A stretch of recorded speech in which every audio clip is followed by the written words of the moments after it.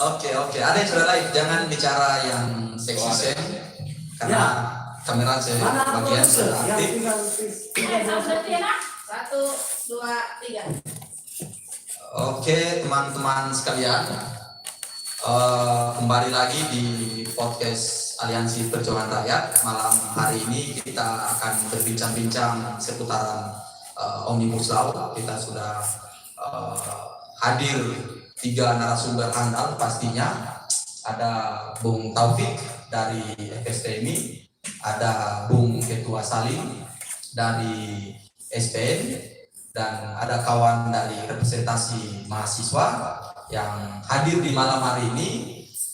Teman-teman pemirsa, teman-teman penonton sekalian, kita ketahui bersama di beberapa belakangan ini atau beberapa tahun belakangan ini banyak kemunculan gerakan rakyat atau gerakan mahasiswa pada umumnya.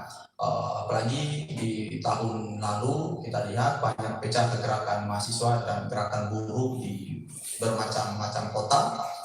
Itu adalah bentuk penolakan omnibus, dan pada akhirnya DPR RI juga bersepakat untuk mengetuk palu untuk mengundang-undangkan omnibus di kurang lebih di tanggal 5 Oktober tahun 2020. Dan malam hari ini seperti saya bilang awal tadi, kita sudah menghadirkan 3 narasumber handal. Yang pertama ada Bung Taufik, ada Bung Salim, ada Bung teman-teman dari mahasiswa pastinya.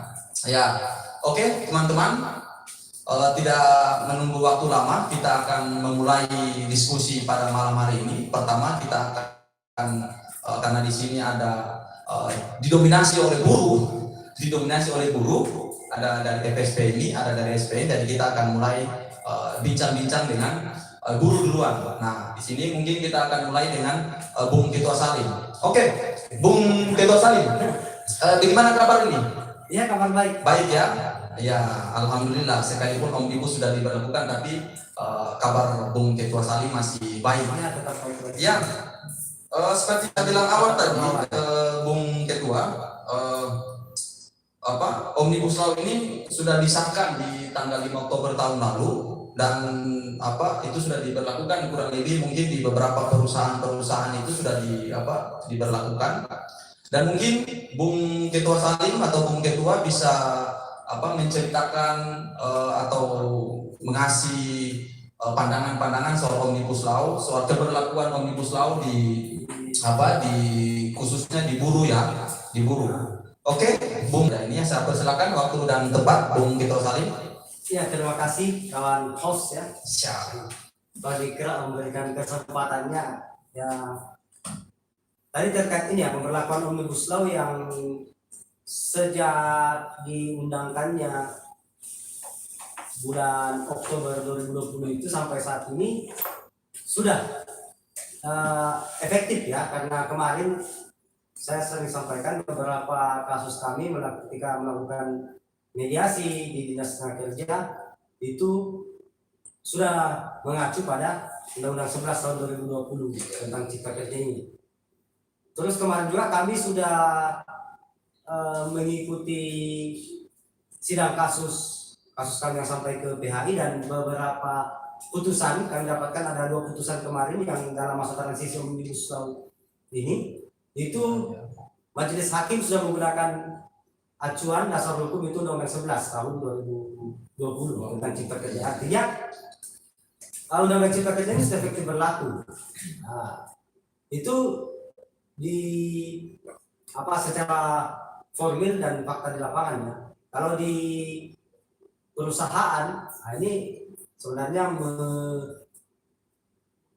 mengundang kontroversi, karena sampai saat ini masih ada juga perusahaan yang menggunakan sistem Undang-Undang 13 ya, dan banyak juga yang sudah mulai berupaya menggunakan sistem Omnibus Law atau Undang-Undang Cipta Kerja. Misalnya yang banyak dicoba oleh perusahaan untuk mempraktekkan itu adalah upah per jam dan kontrak harian seperti itu, yang kerjaan fleksibel lah, yang kemarin dalam wacana penolakan kita terhadap Omnibus Law itu di kelas ketenagakerjaan karena adanya sistem mudah rekrut dan mudah pecat.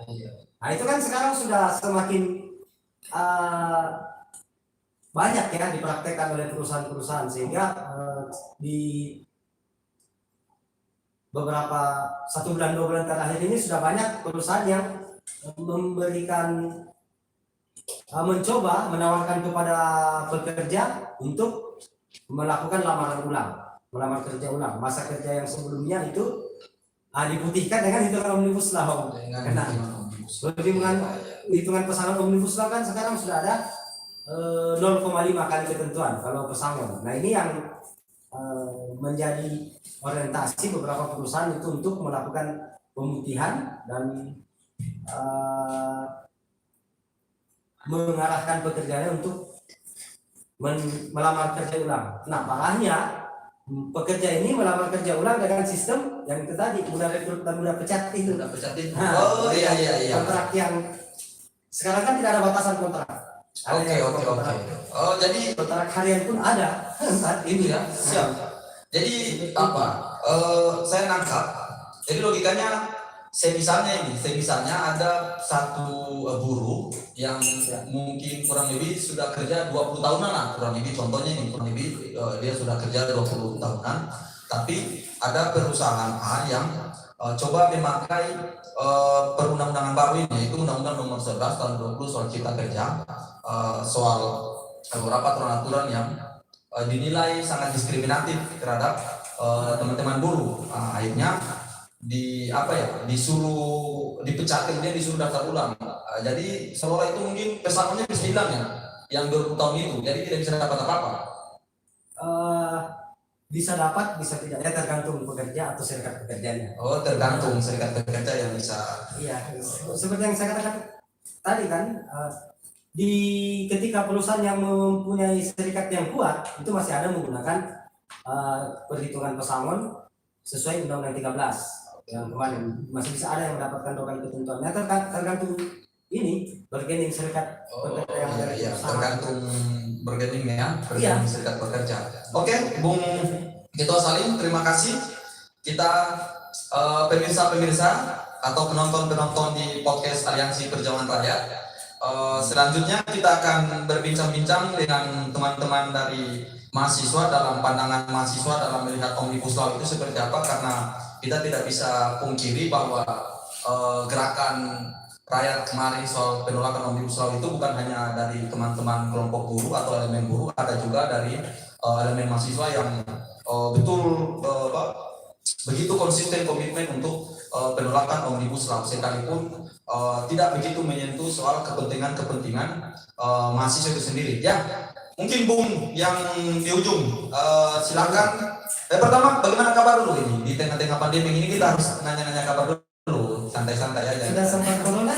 Iya, jangan sampai ini harus steril kan? Ya, alhamdulillah kondisi saat ini yang baik-baik. Baik ya, alhamdulillah. Oke, apalagi pandemi bulan suci Ramadan ini, mudah-mudahan apalagi di beberapa minggu ke depan kan kita diperhadapkan dengan satu momentum besar ya, May Day. Selain May Day ada juga Hari Mahasiswa, Hari Pendidikan Nasional. Oke, langsung saja Bung, saya persilakan bagaimana pandangan teman-teman mahasiswa dalam melihat Omnibus Law sejauh ini yang sudah disahkan oleh DPR RI. Silakan, waktu dan tempat saya persilakan. Ya, kalau dari kami ya, selaku mahasiswa-mahasiswi yang dimana notabene ini kami lah nanti yang meneruskan atau estafet dari senior-senior dahulu. Iya, betul. Cuman yang menjadi pertanyaannya ini buat senior-senior ya, apa yang sudah diberikan buat dirinya kami nih selaku mahasiswa? Iya. Kemauannya kita kan semua sama gitu. Kita itu mau yang namanya kemudahan dalam artian ingin mendapatkan kesejahteraan ketika kami selesai dari bangku kuliah. Nah itu yang pertama. Tapi dengan dikeluarkannya undang-undang yang baru ini, ketika kawan-kawan kami dari mahasiswa ya, itu duduk meramu ini undang-undang yang bakalan keluar dan akhirnya sampai saat ini telah disahkan. kata sejahtera yang untuk kita dapatkan ini ketika kami harus selesai dari bangku kuliah itu jadi nihil. Tidak ada ya. Jadi buram kira-kira kurang lebih Iya. di Omnibus Law ini masa depan mahasiswa ini Masa depannya kan? kami itu bakalan jadi buram. Ini kalau kita kan berbicara ya, kalau kawan-kawan kita tidak pernah tahu yang namanya garis tangan toh. Iya, iya. Ketika kita selesai dari bangku kuliah, mungkin ada yang mendapatkan posisi bagus, ya kan? Ada yang jadi pengusaha atau ada yang jadi PNS, ya. Yang kalau PNS kan enak kan? Iya, iya, iya. Gajinya kan langsung dari pemerintah ya. Kalau kami nih sudah jadi sarjana, sudah S1, terus melamar kerja di perusahaan besar. Ya. Mana jaminan yang bagus dari dalam? Lagi Omnibus Law sudah diberlakukan.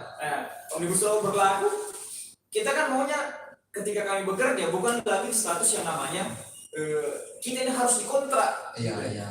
Masa kami yang sudah sarjana Dikontrak. dikontrak Iya. kan tidak masuk akal. Buat apa itu kita boleh tinggi kalau masih tertulis status kontrak? Ya, betul. Jadi kita selalu berpikir begini, kalau kita tidak punya pegangan dalam suatu perusahaan, ya mau tidak mau kita harus cari muka dengan pihak perusahaan. Bosnya gitu Bosnya ya. kan? Harus bermuka dua kalau begitu. Iya. Ya, dua kaki lah, main dua kaki gitu ya kurang lebih. Oke. Nah, bagaimana? Keluarnya undang-undang Omnibus Law yang katanya ini pemerintah ini ya bakalan memberikan sebuah lapangan kerja ya buat adik-adik mahasiswa seperti kami nih ketika selesai itu terbuka lapangan kerja dengan undang-undang Omnibus Law. Banyak investor masuk, banyak perusahaan yang buka. Iya cocok.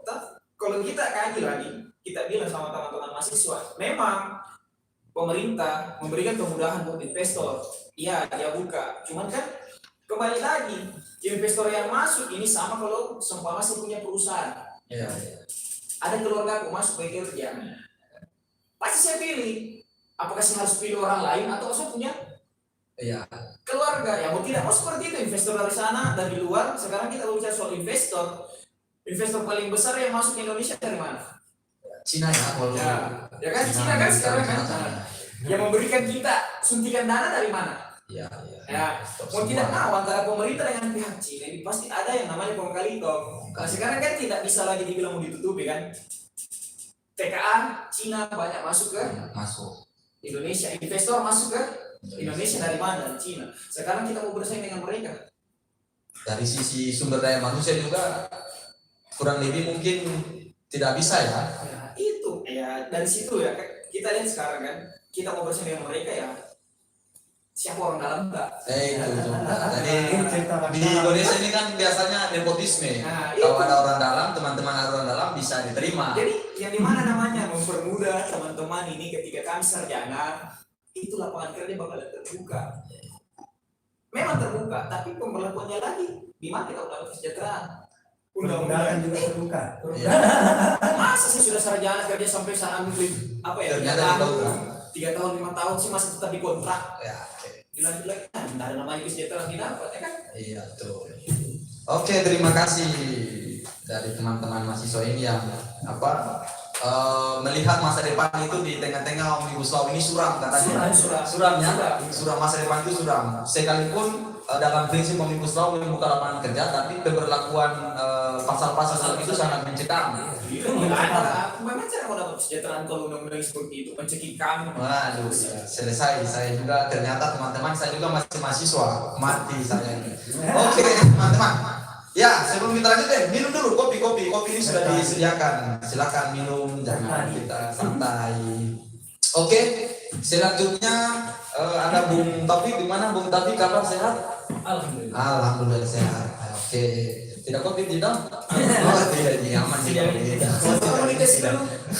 Dites dulu. Nanti kita minta vaksinasi gratis buat teman-teman buruh, teman-teman mahasiswa. Nanti kita cari akal bersama lah. Saya juga sebenarnya takut juga. Vaksin paling murah pasti kalau air putih.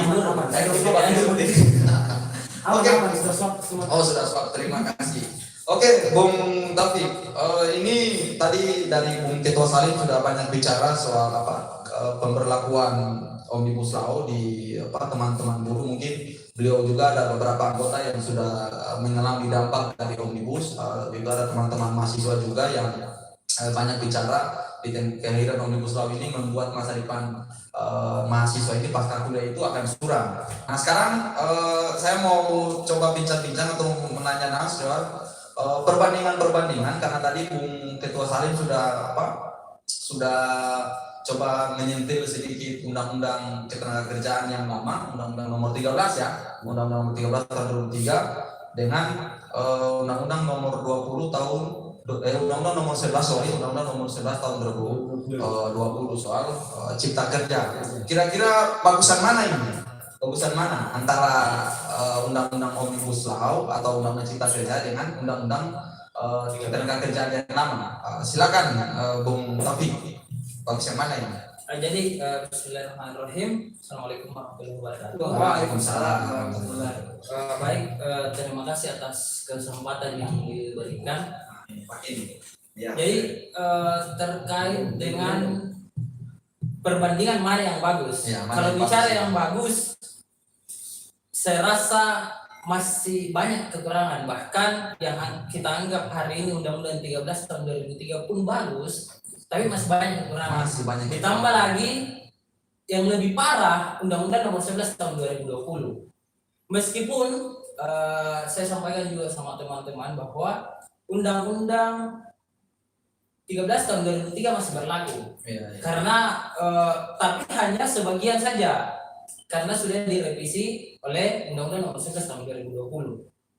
Hanya saja yang direvisi oleh pemerintah di Undang-Undang 13 tahun 2003 yang dipindahkan ke Undang-Undang nomor 11 tahun 2020 itu hal-hal yang fundamental. Misalnya saja PKWTT, misalnya saja pesangon, misalnya saja tenaga kerja asing, pengupahan. Kemarin PP 78 tahun 2015 kita tolak mati-matian. Turun lagi hari ini PP 36 tentang pengupahan. Yang lebih parah dari PP 78 tahun 2015. Jadi sangat nyata bahwa Undang-Undang Omnibus Law khususnya Cipta Kerja itu memang produk kapitalis. Tidak bisa dipungkiri. Baik secara kajian, secara teori maupun pelaksanaannya di lapangan. Kita ini, saya selaku buruh yang kemudian terjun langsung di lapangan itu merasakan dampak. Bagaimana kemudian perubahan Undang-Undang 13 ke PP maupun Undang-Undang Omnibus Law Cipta Kerja ini sangat banyak. Salah satu inti yang kemudian dipindahkan dari Undang-Undang 13 tahun 2003 ke Undang-Undang nomor 11 tahun 2020 ada 3 poin, di mana sudah tidak ada job security, tidak ada perlindungan kerja. Itu dituangkan di dalam peraturan pemerintah terkait dengan PP 35 itu, masalah PKWTT. Tidak ada kepastian kerja. Kita hari ini bekerja, bahkan sampai mati sekalipun kita akan kontrak terus, seperti yang disampaikan sama Bung Salim tadi, bahwa sudah tidak ada kepastian kerja. Yang kedua, income security, kepastian pendapatan. Karena ternyata di Undang-Undang Omnibus Law Cipta Kerja itu jam kerja ataupun upah itu bisa dibayar per jam. Bisa dibayar per jam. Yang kedua, UMSK itu sudah tidak ada. UMK kota itu sudah tidak ada. Padahal kalau kita bicara UMSK, upah minimum